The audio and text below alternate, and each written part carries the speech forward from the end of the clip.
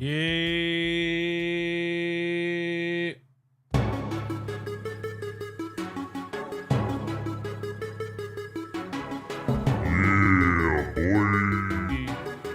Run It Back Nation is in the building.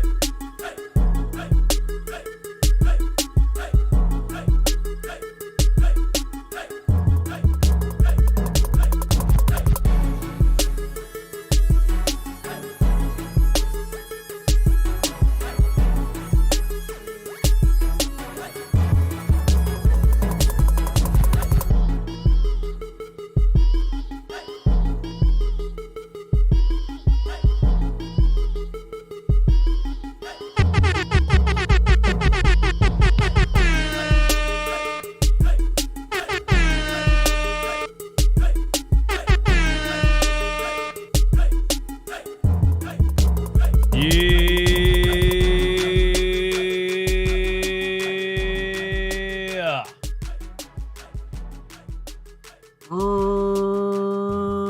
Run It Back Nation. And I am hype right now. Got a lot of rest. Went to the gym. If you want to be as hype as me, get a lot of rest once in a while. And go to the gym, man. Go to the gym. Listen. Thank you to everybody, you know, that came through yesterday. Hit me up in the comments saying nice things and helped me out. And yes, I am dealing with something that is not fun to deal with. But all you can really do is stay focused. Keep your mind right.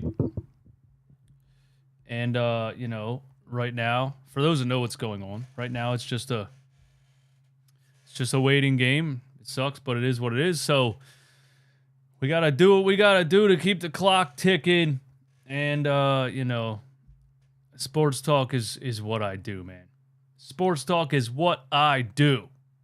Yeah, Adrian Griffin, that is not an intro. You're absolutely right. All right, we got a lot of things to talk about. I was, you know, not focused the last couple days dealing with something, so there's some things I didn't get to talk about. And then today, I feel like the NBA news rumors, NBA Central, Sixers, the Wizards, some stuff about James Harden. I want to comment on the Doc Rivers stuff that he, you know, the comments that he had the other day, because I'm dealing with a narcissist right now, and Doc Rivers is one of those too, so it's very relatable.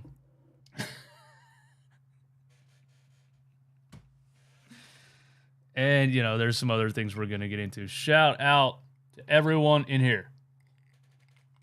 Yeah, and, you know, the platform that I have that allowed me to get some things done, I appreciate you guys for helping me. I appreciate, you know, I don't take the thing, I don't take it for granted. I'm blessed to, you know, I worked hard to get here to build the following that I have, but I'm also blessed to have the following that I have. And a lot of people could be in a similar situation and not be able to reach out and you know, do what we did yesterday. So I appreciate it, and I'm blessed, and I won't take it for granted.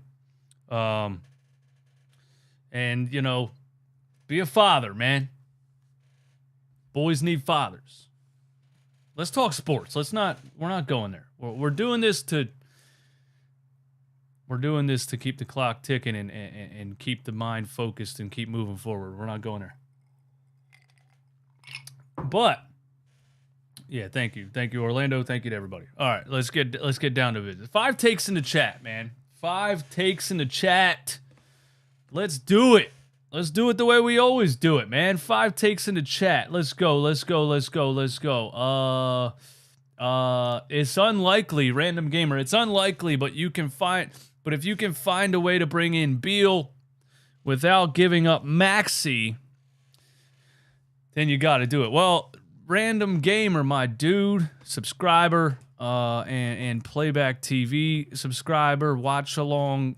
You've been there. Shout out to you. Thanks for rocking with me as long as you've been rocking with me. But it's not going to take Maxie to get Bradley Beal up out of Washington. The Washington Wizards want to get rid of that contract, and it might be the point where, that's really their only interest at this point with Bradley Beal is to get rid of that contract. So I would say it's 100% not going to cost Tyrese Maxie.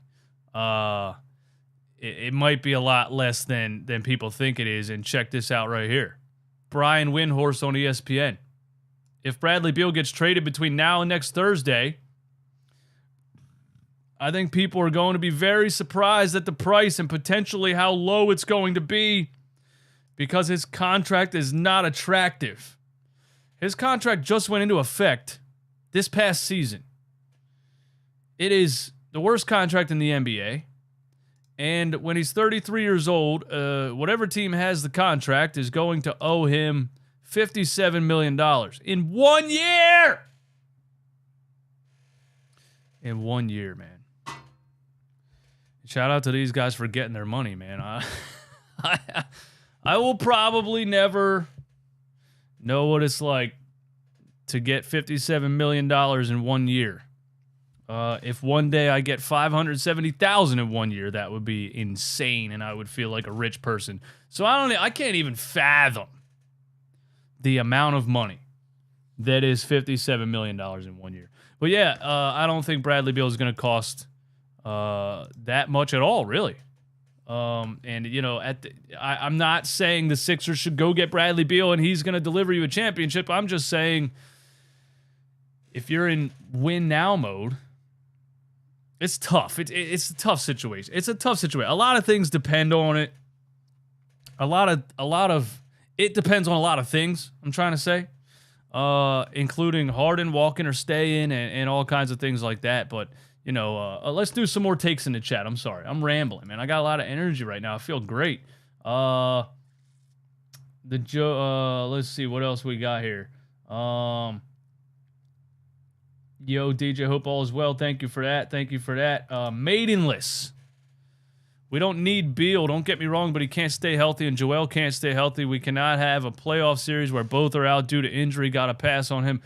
Well, that's maybe why we should have passed on Harden, too, because, you're right. You can't have two players that aren't healthy. But at the end of the day, even with Bradley Beal, if Joel Embiid's not healthy, the Sixers are done, So I'm not saying you're trying to do this, but a lot of times people try to do this thing where they're like, Joel's not healthy, so we got to find a backup center, or we got to do this, or that because Joel might not be healthy. To me, it's like a starting quarterback in the NFL.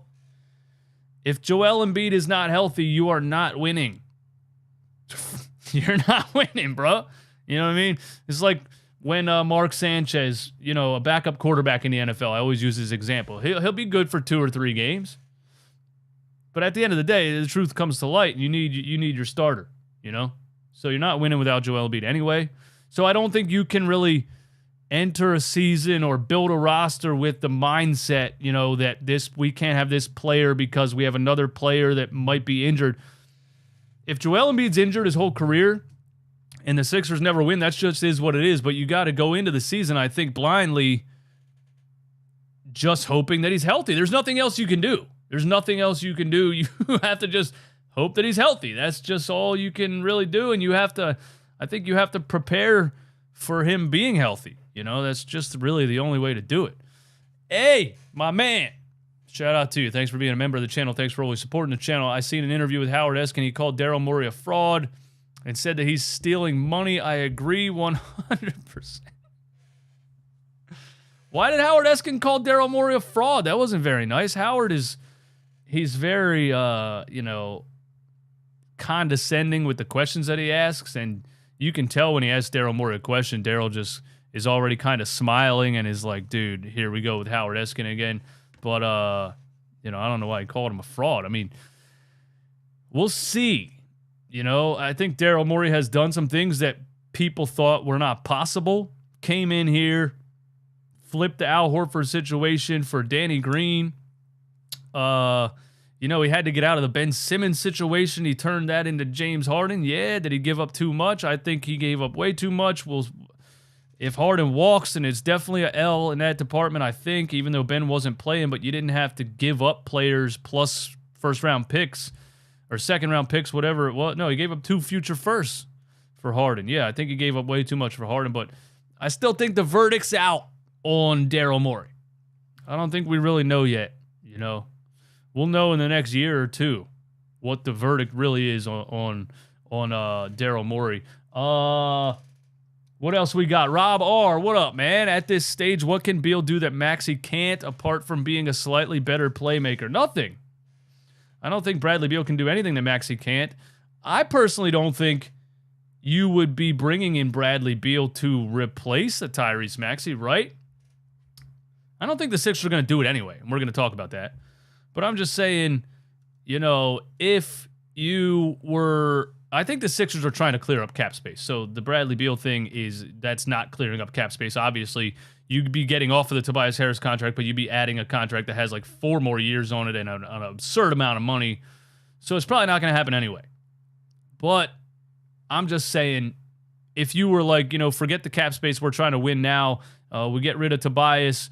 We bring in Beal. And then we got, you know, Maxie, Beal, Embiid. If Harden stays, then I don't know. Harden, Maxie, Beal, Embiid, is that even possible with the cap? Probably not. I don't know. I have no idea. But here, let's just start there, okay? Thank you guys for the support. Thank you for the super chats. I appreciate you. Let's start there. Justin, the Washington Wizards and Bradley Beal will work together to find a trade for the 3-time All-Star if the team elects to reset the roster in the near future. League sources tell me and Joshua B. Robbins, whoever that is. I'll say this. Finally! The funniest part is, shout out to my guy, Trill Bro Dude, You Know Ball podcast. He said on Twitter, it's hilarious that the Washington Wizards refused to tank so much that they elected to sign Bradley Beal to this massive contract. And now they're accepting that it's over, it's going nowhere, and they're committing to a full rebuild.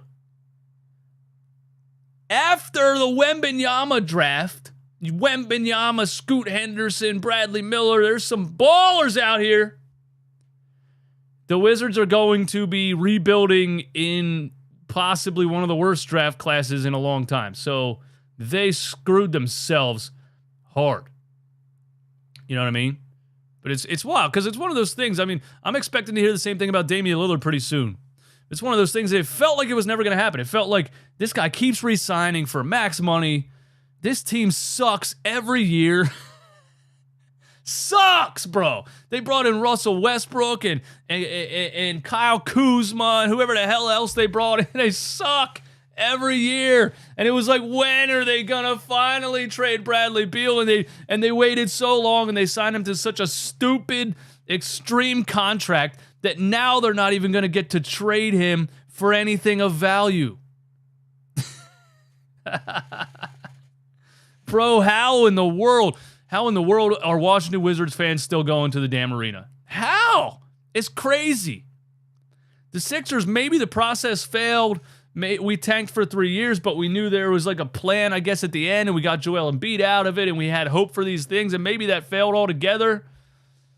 But, you know, it could be worse. There's some teams out there with no plan whatsoever, and the Sixers are almost there, by the way. But, you know, it's funny. The Wizards had to trade. This might be the Sixers in a couple years, actually. Right here. This might be the Sixers in a couple years, trading Joel Embiid way too late. With no cap space and won't be able to get any value for him. And so that could be us, but at least I guess we still have Tyrese Maxie moving forward, which is why he's untradeable. By the way, this is not whiskey. This is herbal green tea. and it's delicious. All right, yeah, let's continue. So, what else did I have here? Okay, here's a mock trade from Bobby Marks, okay, on ESPN, which, whatever. It's the offseason. They're giving me stuff to talk about. The mock trade that Bobby Marks gives us for Bradley Beal. And all I'm saying is that if you wanted to say, let's go all in, and I really, really think, Bradley Beal being the scorer that he is, yeah, his scoring was down, the last year or two, but in 2021, he averaged 31 points per game on efficient shooting. If you would think that Bradley Beal opens up your championship window, and then, you even have him for years forward. He's only 29 also, you know what I mean? You would even have him for years, maybe to move forward and pair him with Tyrese Maxie for the next 4 or 5 years. Who knows? But if they did feel like that, here's the trade that Bobby Marks throws out. Tobias Harris, Furkan Korkmaz, and a 2030 top 10 protected first. And I got news for you, man. If this is all the Wizards get for Bradley Beal, that would be embarrassing. Embarrassing. If this is all they get for Bradley Beal, that would be embarrassing. But, at the same time, to be worth the money that he's making right now. But also, we do this every year, I think. We do this every year. Every year, the cap space goes up. Every year, players get bigger and bigger and bigger contracts. I mean, you're starting to see, soccer players make almost $1 billion on a contract. You're starting to see golfers, shout out to, Saudi Arabia.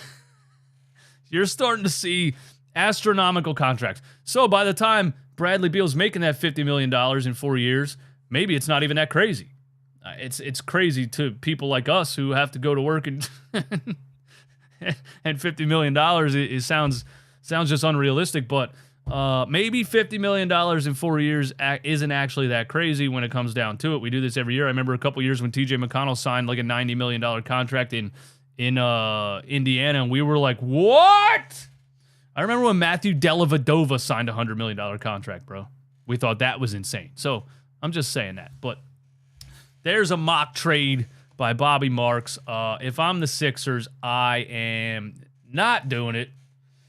I'm not interested because I'm interested in the holes that are in the roster still outside of the top talent. I think the Sixers' main issue last year and the year before was they're top heavy, bro. They're top heavy. You know what I mean?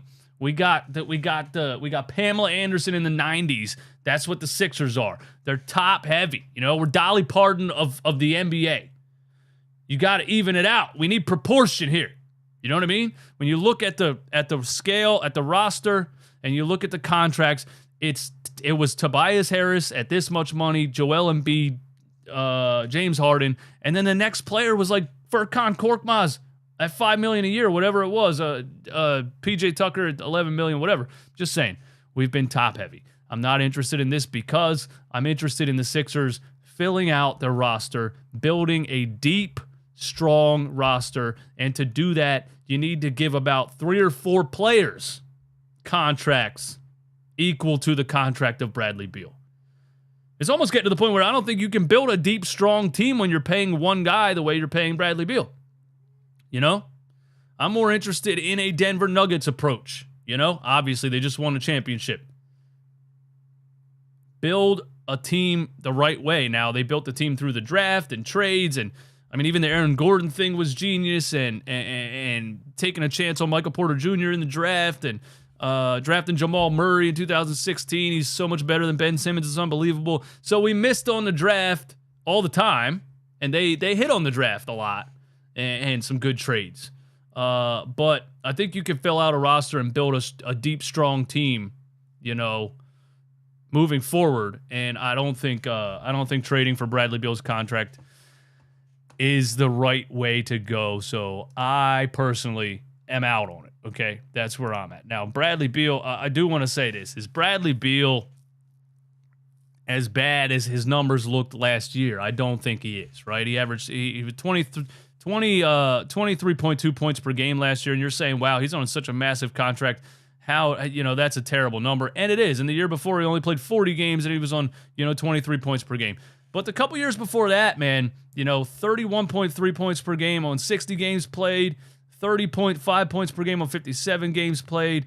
When he was playing with John Wall, 25 points, 22. So I think Beal can, if he's healthy, can give you a 25 points per game playing alongside a Joel Embiid and a Tyrese Maxie. Who knows if Harden's there, whatever it is. So I don't think that he's 23 points per game on bad efficiency type of player that everyone's kind of making him out to be right now. Everyone's saying Bradley Beal's trash. Look at his points per game. But really, the Wizards are garbage. They've been garbage. Does Bradley Beal even care anymore about playing in Washington? I don't know. But I think when he was invested, when he was decently healthy, and he felt like the team was good, he was averaging, almost 32 points per game. So I just wanted to throw that out there. And here is the contract of Bradley Beal signed in 2023. $43 million a year. Next year, he'll make $46 million. In 2025, he'll make $50. In 2026, he'll make $53. And in 2027, he has a player option for $57 million. So he could maybe be on his way out of the NBA and be like, yeah, I'm going to opt in. I'm going to opt into that $57 million. That's crazy. According to John Clark, it is my understanding the Sixers probably will not be a suitor for Bradley Beal. He has a big contract for a lot of money with the new CBA with aprons that does not allow for much flexibility for roster building, and Sixers believe Tyrese Maxie can be an all-star caliber player. Yeah! Yeah, that's where I'm at with it, man. That's where I'm at with it. I think I'm right on par with this. Again, I if you wanted to, I wouldn't say it was the worst thing in the world, but I don't think it's the right thing to do because I think they need to build out their roster and pay more guys to have a deeper team. And I love the fact that he points out the Sixers believe Tyrese Maxey can be an all-star caliber player. I think Daryl Morey has believed that since he drafted him. He refused to trade him for Kyle Lowry the first time around. He refused to trade him for James Harden the first time around. So I don't think Daryl Morey's interested in trading Tyrese Maxey this year at all. But I don't think he's interested in putting another ball dominant player next to him either. If I really had to guess, my guess would be that he's interested in bringing Harden back on a smaller deal. He's interested in Maxey taking a leap forward next season, and he's interested in using the Tobias Harris contract to trade it and flip it and do all kinds of other things to have some money to spend. That's what I think. Now, speaking of, let me check out what's going on in the chat here, bro. What are you guys' opinions on this? What are you guys' opinions on this, man? What do we got? What are you guys' opinions on this? What about trade for Duncan Robertson? What? Robinson, and he's on a $90 million contract and can't play any defense, so no thanks. I mean, I don't hate Duncan Robinson, but I don't think the Sixers can afford him really if they're with what I think they're trying to do. Anyway, let's see. I'd trade Tobias for Kyle Kuzma.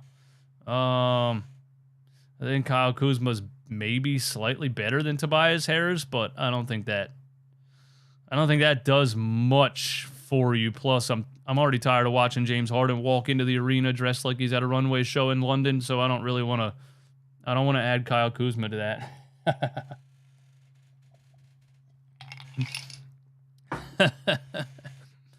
A says no to Bradley Beal. Maxey in 5 years will be better than both Beal and Dame. You might be right. That's what, look, people are allowed to believe whatever they want to believe. I just don't really like when people say, Maxey's not a player that leads you to a championship. I'm like, bro, how do you know that? They were saying the same thing about Steph Curry in his third year. He averaged 14 points per game. You don't have a crystal ball. So we don't know what Tyrese Maxey can look like in 5 years. But what we do know is that if we look at what he looked like in year 1 versus year 2 and year 2 versus year 3, there's no reason for us to not expect him to continue to develop at a rapid rate. You know what I mean? Y'all swear Maxie is God. He's a star as a third option, but not a franchise player. Again, Phil, I just don't think you can make that assessment. I don't know how you make that assessment. How do you make that assessment? What was Bradley Beal doing in his third year in the league? What was he doing? You know, people were calling him a star player 2 years ago. What was he doing in his third year? Let's look at it, actually. 2014, Bradley Beal averaged 15 points per game. You see how subjective that is? Bradley Beal averaged 15 points per game in his third year in the NBA. So people were probably saying Bradley Beal is not a star. Bradley Beal's, you can't build a franchise around Bradley Beal. He's not a star. Then he goes, boom, 30 points per game, 31 points per game. People were like, Bradley Beal's a star. And he goes back to 23 and Bradley Beal's washed. You understand what I'm saying? Everything's subjective. There's so many different factors and things like that, bro. I just don't think you can make that assessment at somebody that's on somebody that's 22 years old. That's what I'm saying. Interesting right here. Speaking of the James Harden thing, and I want to talk about where's my mom? Yeah, because John Clark said something that I found interesting too about the James Harden situation. But before, you know, Brado, my guy Brado, NBA, had him on the channel talking about James Harden. He tweets this, and this is a quote from a source from PhillySportsNetwork.com, and in the article it says the role James Harden had in Doc Rivers' dismissal. James Harden was so passionate about Doc Rivers being dismissed that he made it clear that a future with both of them in Philadelphia was simply not possible. So I had this gives me fear because I said before that Daryl Morey's obsessed with James Harden. James Harden's the only James Harden basically made Daryl Morey's career. Daryl Morey kind of made James Harden's career. It works hand in hand. Not technically, but you know what I'm saying. I have a fear that Daryl Morey is just going to refuse to give up on James Harden, is going to continue to do everything for James Harden. But the Nick Nurse thing is interesting. According to a source close to the situation, Harden met with Daryl Morey and Doc Rivers shortly after Game 7. During this interaction, Harden vehemently expressed his disapproval of Rivers as the team's head coach moving forward. He was so passionate about Rivers being dismissed that he made it clear that a future with both of them in Philadelphia was simply not possible. It should be noted that Joel Embiid was not present for this interaction. James Harden is an egomaniac, okay? There's a lot of them. We're dealing with a lot of them. But James Harden is an egomaniac because if the way that he played in Game 6 and Game 7, he then went into a meeting with the GM and the coach, and he was that passionate about Doc Rivers being dismissed, that tells me that James Harden, and I'm not saying Doc Rivers is a great coach by any means. I think he's one of them. I think he's the most overrated coach in the history of the NBA. But James Harden stunk in Game 7. Stunk. And he went in there and said, listen, I want Doc fired. And if Doc's not fired, I'm out. I'm out. Me and Doc Rivers cannot work together in the future. I just think it's very, bro, you're kind of demanding a lot. And it's very self-righteous of a player that just absolutely sucked ass in a playoff game. You know what I mean? Let me remind you, outside of the 2 40-point games James Harden had, one because, he went to Vegas and got some lap dances and felt all, young Harden. And then the other one, I don't know where the hell that one came from. But outside of that, 2 40-point games in that playoff series. 5 other games, he went 16 for 68.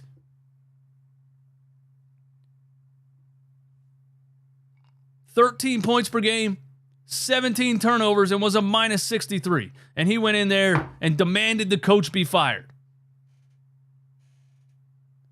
That's an ego that hasn't won anything in the NBA. I need you to understand this. Hasn't won anything in the NBA. Everything in Houston was built around James Harden. They freaking scheduled flights.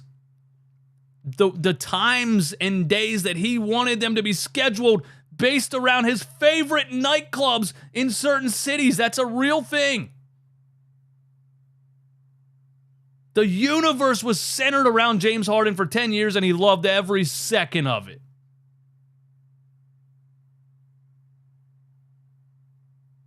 And it never won anything. Look how these teams are playing.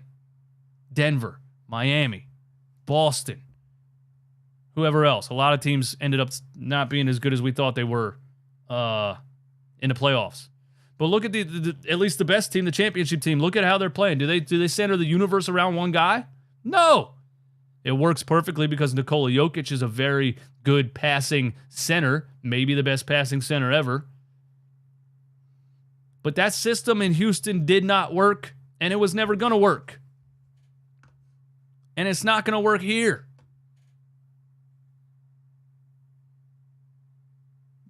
James Harden got Doc Rivers fired, and I fear now that, Daryl Morey fired Doc Rivers because James Harden told him to fire Doc Rivers, and that means that James Harden's coming back. And now John Clark says this, an NBA league source tells me the desired outcome for the Sixers is to still do a deal with James Harden that makes sense in the short and long term for both sides. So let's add it all together. Let's put 2 and 2 together here. Let's put 4 and 4 together here. James gets Doc fired. Daryl fires him. And it's because he wants James to come back. Obviously, he loves James Harden. I think Daryl's probably having conversations and disagreements and arguments with ownership about the money. There might be some conflict with Nick Nurse in the whole situation because James Harden's style of play and the style that he wants to play basketball, the freedom to play how I want is definitely not a Nick Nurse thing. So that's an interesting dynamic. If James can agree to play in a system for less money, yeah, sure. It better be a 2-year deal with a team option. And he better understand, you're in a system. The whole thing's not going to be centered around you. We're not going to ISO ball you 20 times a game so you can drive the lane and tumble out of bounds. We're not doing that. I don't know. He's not a catch and shoot player. I don't think James Harden fits Nick Nurse's style of play at all. It's predicated on ball movement, ball sharing, catching and shooting. It's not James Harden's style of ball at all. And speaking of that, Doc Rivers comments on James Harden. Let me get to it real quick because it's interesting. It's interesting. Because Doc Rivers is also a narcissistic maniac. All right. So, he gets fired, and you've heard Doc Rivers defend his coaching career before. You've heard Doc Rivers, make excuses for every single blown lead that he's ever had. And look, the Orlando Magic team we had wasn't that good. And the Boston Celtics team, this or that. And the Clippers team didn't believe in each other. And the Sixers team. Oh, there's always an excuse. It's always somebody else's fault. It's never Doc Rivers' fault. I'm telling you, bro, I had a video a year ago titled Doc Rivers the Narcissist. And it's an absolute fact. And him and Ben Simmons were the worst two to put together in a room because they couldn't ever look in the mirror. I think James Harden looks in the mirror a little bit more than both of those two guys. I think Joel Embiid needs to look in the mirror. Doc Rivers has never looked in a mirror in his life. Which is why he has his hair tattooed on because they just put it on there and he just rolled out. He never looked in the mirror. Rivers on... Hold on, let's get to Rivers on James Harden, bro. All right, Doc Rivers on what went wrong in Game 6 loss to the Boston Celtics. Did he? Well, we'll get into that. But here, Doc Rivers on coaching James Harden while we're on the James Harden topic, okay? It was challenging. More because we were fighting two things and not like visually fighting. It was James is so good at playing one way, not so much anymore. And the way I believe you have to play to win in some ways is different because it's a lot of giving up the ball, moving the ball, and coming back to the ball. Doc, come on, bro. You're a flat out liar, dude. You are a flat out liar. What are you talking about? You didn't even have a system. You just put the ball out there.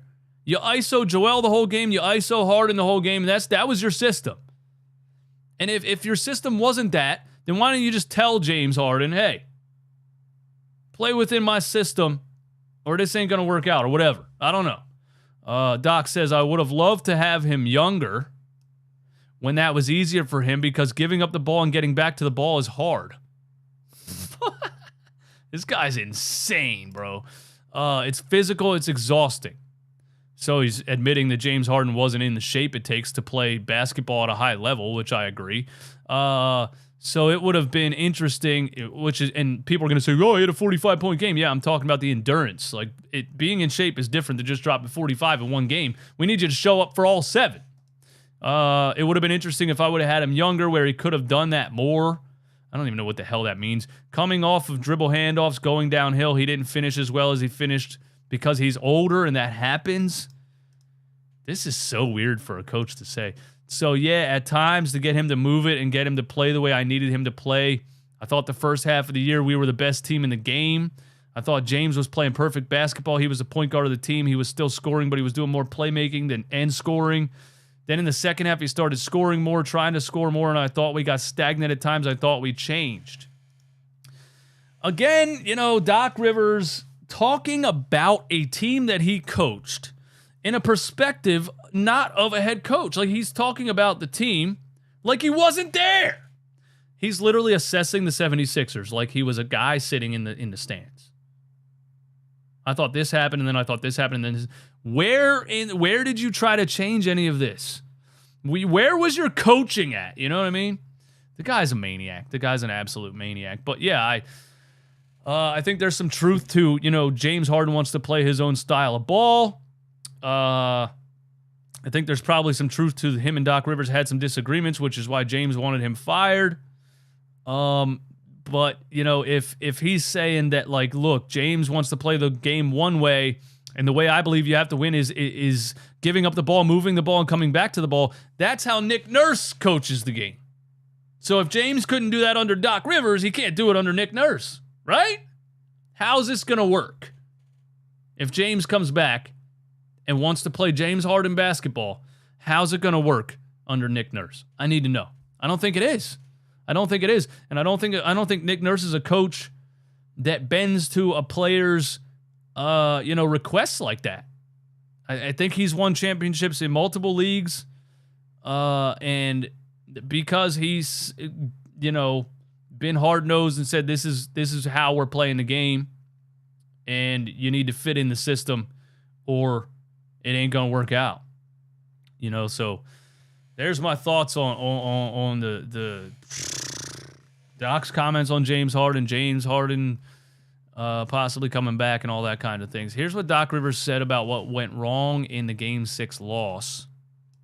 When I look back at that game, because that would have decided, right, basketball-wise, we got to get the ball to Joel. Yeah, Joel didn't touch the basketball in the last 4 minutes of the game, and the Sixers collapsed and inevitably lost and blew a 3-2 lead. And, we got to get the ball more to Joel. We came out in plays where it should have gone there, and it just didn't arrive there, and so there are big plays. Joel was not having a great game, but neither was Jason Tatum. My belief is that you still gotta go to your guy and keep him letting save the day for you. I thought we went away from that, and then the second part is a fluky part. We gambled on a play somewhere, but I can't remember who it was. Maybe Maxie, I don't even know who it was, went for a steal, didn't get it, and they gambled on Jason Tatum, left him wide open. He made a corner in front of the Celtics bench, and that was. It takes these guys but one shot, and that was now he's on, and from that point we were dead. So Doc Rivers blames Game 6 on Jason Tatum getting hot, and we were just dead, We were just dead. We should have got Joel the ball more, but, I called plays to get him the ball more. It just didn't go there. So, again, that wasn't my fault, Nothing is Doc Rivers' fault ever. God, I'm so glad this guy's out of here, man. And this one's funny. Rivers on changing the culture around the Sixers. You can feel it through the organization and Elton Brand when he brought me in. That's what he told me. This is not about just coaching this team. We're bringing you in here to change the culture. Well, you didn't change anything. You stepped in. This is why I don't understand. I don't understand how it was clear. When we hired Doc Rivers, we were like, hey, listen, man.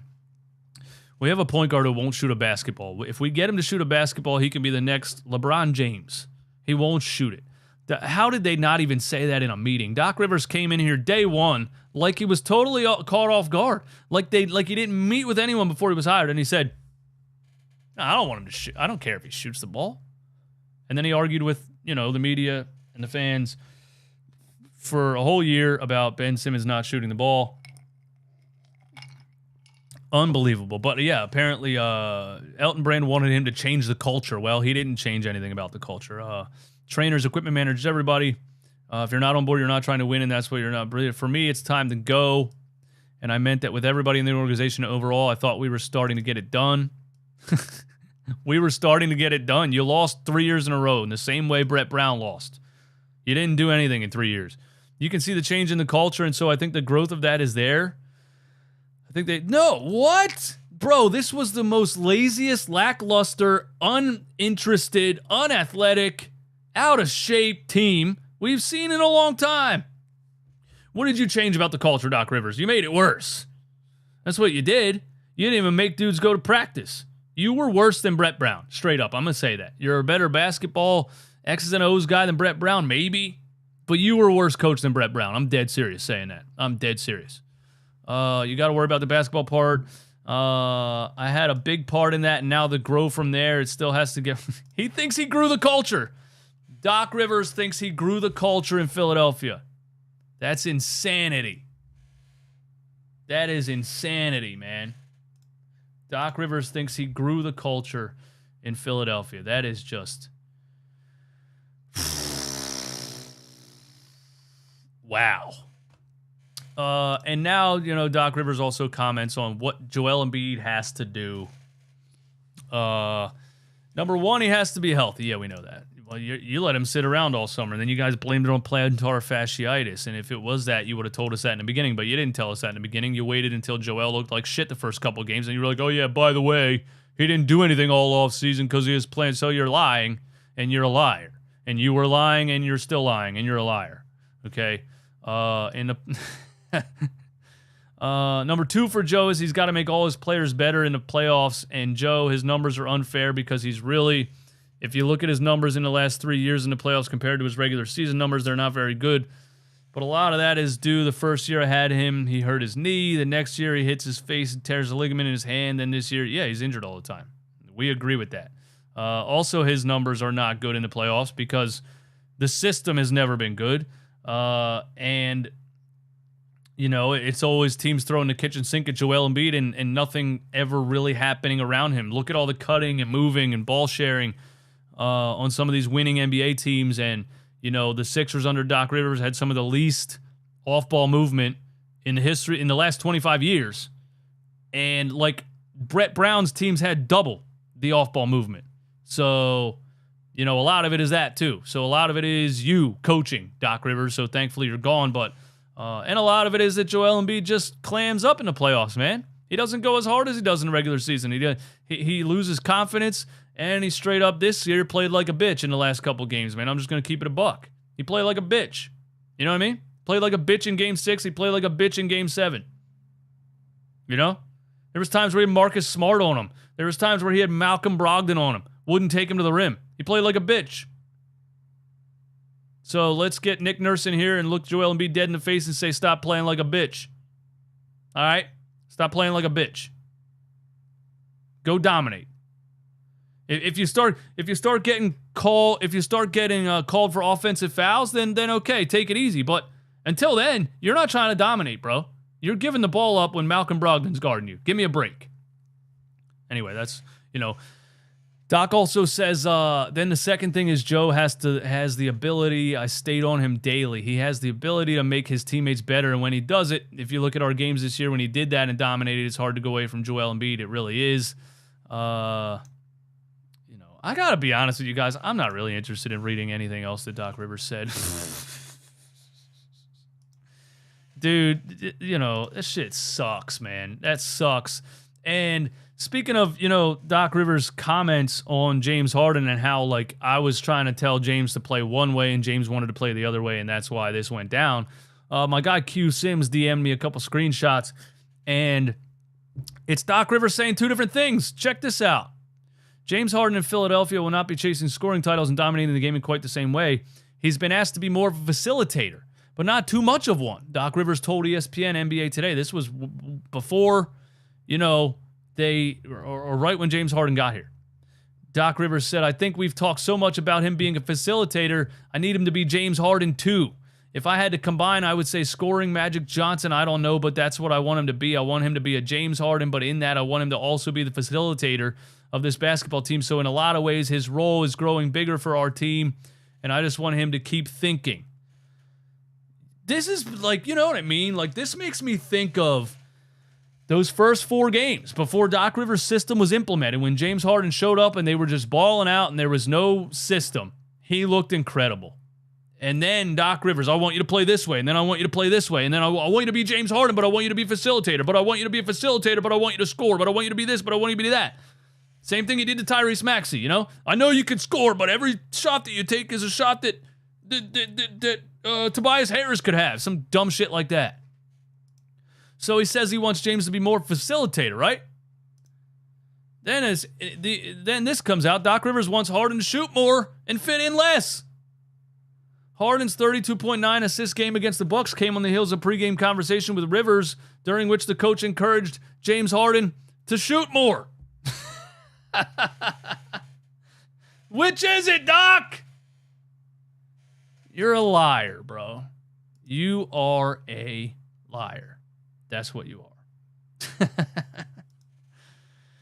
Doc Rivers is the biggest liar I've ever seen, bro. Well, he's one of the biggest liars I've ever seen. I'm dealing with a liar right now. But the truth always comes out, man. The truth always comes out. And then Nick Nurse. Nick Nurse had some comments on James Harden and about his playoff performance. And this is interesting because I'm interested, you know, on how James Harden and Nick Nurse are going to work together. You know, if Harden's coming back, if he's coming back on a smaller deal, how does it work? How does it work under Nick Nurse? You know, so here's Nick Nurse's comments. I haven't seen these yet. I would say there isn't a whole lot of guys that can do the performance, some of those performances that he did in the playoffs. Steph Curry had one, Jason Tatum had one, James had a couple. Nobody's doing that every night, nor should they, or should they be expected to. Like Tyrese Maxie, he's got to take a level up. He's got to play in some of those other games when those guys aren't firing or the game plan has changed or whatever to take those guys out a little more. Tobias Harris, PJ Tucker will be back. I mean, there's guys there around there that can help. Anthony Melton, you know, those guys got to do what some of these Nuggets guys are doing, have some big time performances in some of the playoff games as well. So at least Nick Nurse is looking at it like, hey, look, James isn't going to be dropping 40 every night. We got to maybe run a system that involves some other players. So I think Nick Nurse is already interested in making Tyrese Maxey a larger part of the offense. You know, whether James Harden comes back or not. So that was an interesting take from Nick Nurse. Nick Nurse on meeting with James Harden. I met with him. A really good talk. You guys obviously know him and have talked to him quite a bit. He's an intelligent player. He sees a lot in the game. And when we talk about things, he's kind of the same, almost like he says, how do you see it? How do you see our team? What do you think of the playoffs? Just kind of start talking basketball, and he's very enjoyable to talk basketball with. Like I said, very, very smart. And that'll add a lot of experience, a lot of success, and I would say the same thing. I mean it. Harden and Embiid is a deadly inside-out combination. It is a deadly pick-and-roll combination, and just what other things we can do. What other areas of the offensive side can we do polish that make them even more efficient? Not in those kind of actions, but maybe other actions, you know? Oh, my God, it's so nice to hear a coach say that. Nick Nurse looked at this offense and said, all you guys did was pounded the pick-and-roll. And once a team took that away, you had no plan B. I was saying the whole season, what's the plan B, dude? So Nick Nurse says, what other areas of the offensive side can we do to polish that? make them more efficient, maybe other actions, you know? And then what's the best thing we can do defensively to max those guys out? So I think, I don't think Nick Nurse sounds ecstatic about having James Harden back here next year. We'll see if he comes back, if he doesn't. But Nick Nurse sounds like, listen, if I do have James Harden back, we're not going to play Harden ball. We're going to use James Harden the way I think we should use him, and we're going to have a lot more options on offense, and we're going to have a lot more action running. No. I have what was this a question? Why does this just say no? I have taken a firm stance on the Harden situation since the end of the Sixers playoff run. Okay, this is the writer saying I would absolutely no way I would re-sign James Harden to a long-term contract with the Philadelphia 76ers. He's seeking a 4-year, $200 million contract. I don't know if he's actually seeking that. I'm the one that put that out on Twitter and it exploded, and people were contacting me like, who's your source? And I was like, bro, I just said that I thought that that's what he wants. There was even a podcast, Eric Snow's podcast, apparently, Believe in 76ers. Eric Snow, legendary Sixer point guard, played with Allen Iverson for a bunch of years. They were talking about me on their podcast. They said, James Harden, Sixers are leaning towards signing James Harden to a 4-year, $200 million contract. And he was like, and this is from, a reliable source. This guy, running back Philly, he wouldn't put something out there, unless he did. Who told you that, bro? I have never in my life been a reliable source of information. I just want you to know that. I say things that I think are funny. I say things that I think are entertaining. And sometimes if I'm like, let's shake things up a little bit, I might drop something on Twitter a little bit, see if it lights a fire. That one lit a fire. You know what's funny about fake reports? Is that all of these reports are fake. You know what I mean? It'll be like Shams reports that James Harden wants a 4-year, $200 million contract. Then you click the article and read it, and it was just like Kendrick Perkins saying, I think James probably wants this. Like, all people are doing is sitting on a sports show, giving their opinion, and then it gets reported a million times on Twitter as a fact. So I figured I would start doing the same thing. What does Brian Windhorst have that I don't? You know what I mean? Besides an amazing physique. Good Lord, man. It's your boy. What's going on, my man? Thanks for the support. Thank you for the super chat. Keep your head up, DJ Sticks. What you got to go through, but make you stronger. Thanks, brother. We're fighting, man. It is what it is, It is what it is. We're fighting, man. We're fighting. My man, for those that don't know, I'm fighting a legal battle right now with my son's mother. Once again, I've been fighting it for 7 years. I'm going to continue to fight it.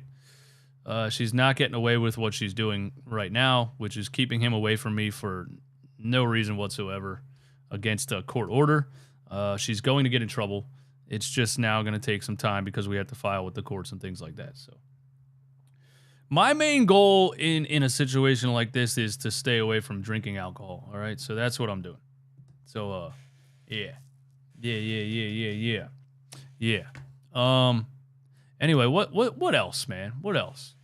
NBA Central went crazy today, man. If we want to go around the NBA, talk about some NBA things, the Blazers aren't interested in trading Damian Lillard right now. Wow, they're really going to find themselves in a Wizards Bradley Beal situation, man. Damian Lillard has been talking on podcasts recently, basically almost saying, we're about to start. We're about to make some things happen, if the Blazers don't build a team really, really quickly.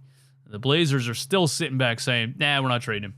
Well, good luck with that. You're not winning. He's not winning anything in Portland. What are the odds? Bro, what are the odds I just said Every report on the internet is fake all summer long. It's just people saying things. So when I say something and people are like, you don't have a source, I'm like, bro, apparently Kendrick Perkins on ESPN is a source. And Kendrick Perkins is saying James Harden will sign with the Lakers. So NBA Central, you know how it is, man. Just for the shares and the retweets and the favorites, they just post a picture of James Harden and LeBron James and say Kendrick Perkins predicts James Harden will sign with the Lakers. That's Kendrick Perkins' prediction. I mean, my point is, DJ Eastwood can have the same. I can say I predict James Harden signs with the Milwaukee Bucks. Why does it matter what I said or what Kendrick Perkins said? I don't know. It's a bunch of nonsense. There's no such thing as real reports anymore. Sorry, that's the way it is. Karl Anthony Towns, when my time is up and I retire, there will be people that say I changed the game.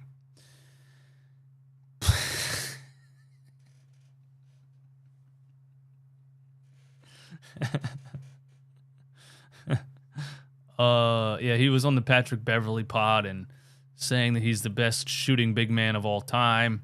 And Patrick Beverley apparently said that Karl Anthony Towns is the best big man in the game.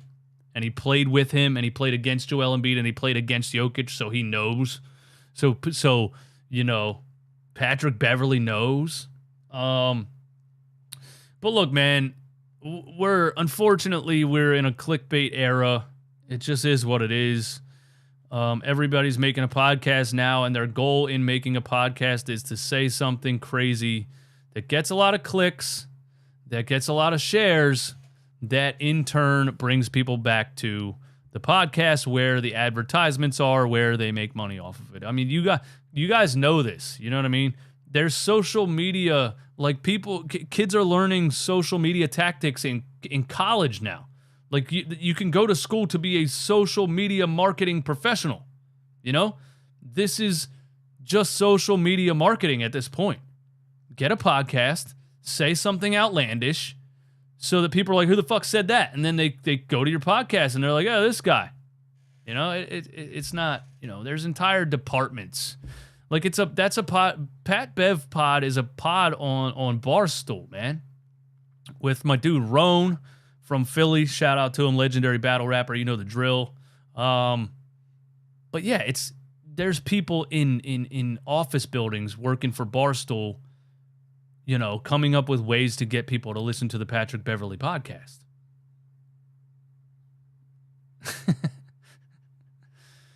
The Hornets are not trading the number 2 pick, and I don't think they should for anything unless it was a package that delivered them the number 1 pick, to be honest with you. Where the Hornets are right now, and LaMelo Ball, hopefully, you know, not getting injured again this upcoming season. LaMelo Ball, when healthy, is an amazing young point guard. The Hornets should pair him with Scoot Henderson. That's who they should pair him with.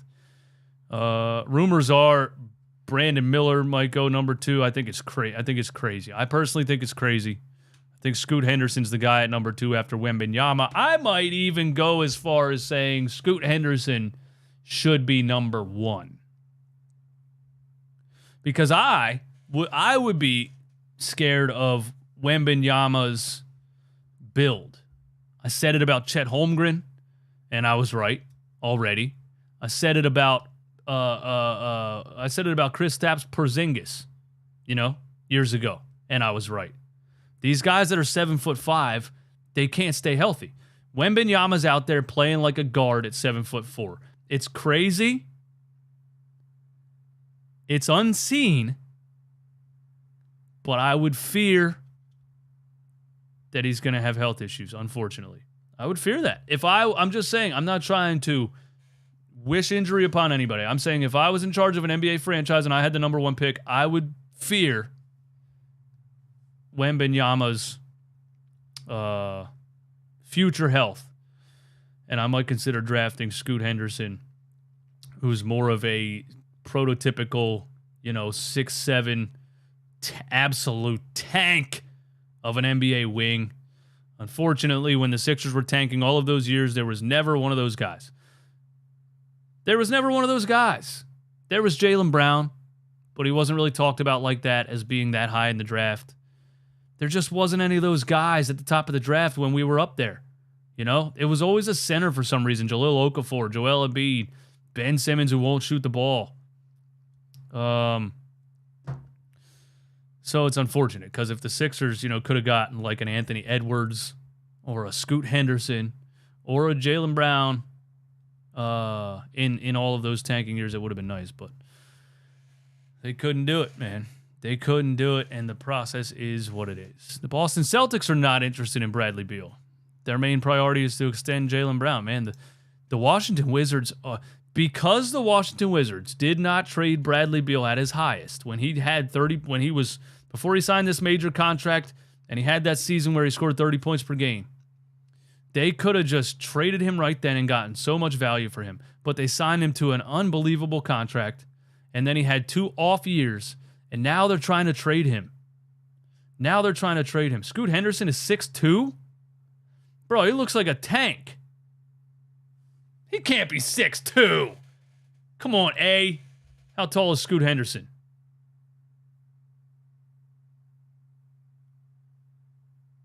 Scoot Henderson is shorter than Tyrese Maxie? What? Bro, I'm blown away right now. I guess I didn't think about I guess I never saw him next to other players? I guess I've only really ever watched him. Nah, but I watched him dunk on that dude, bro. That's wild. I would have said at least 6'5". I would have said at least 6'5", man. That's crazy. Scoot Henderson is 6'2". Bro, I'm blown away by that. Bro. I'm absolutely blown away by that. This guy's 6'2". He looks like a tank.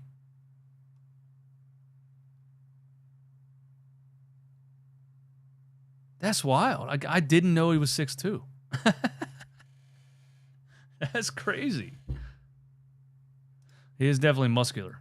I can't believe he's 6'2". That's nuts. Here I am. I thought he was... look, I see pictures like this, him next to Zion Williamson. I guess I've never really seen a picture of him or a video of him next to an NBA player.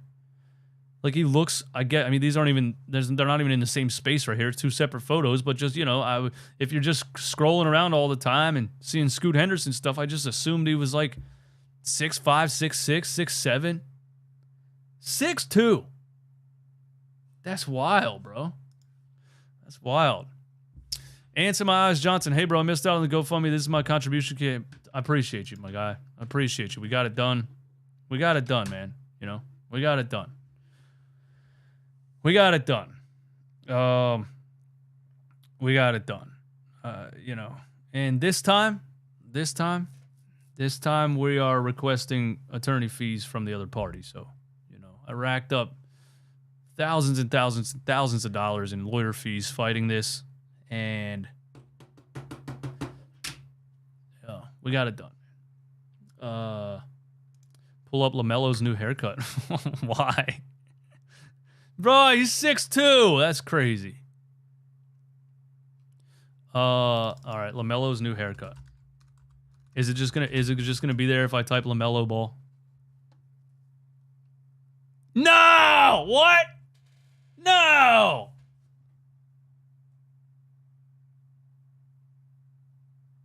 Nah, they're joking.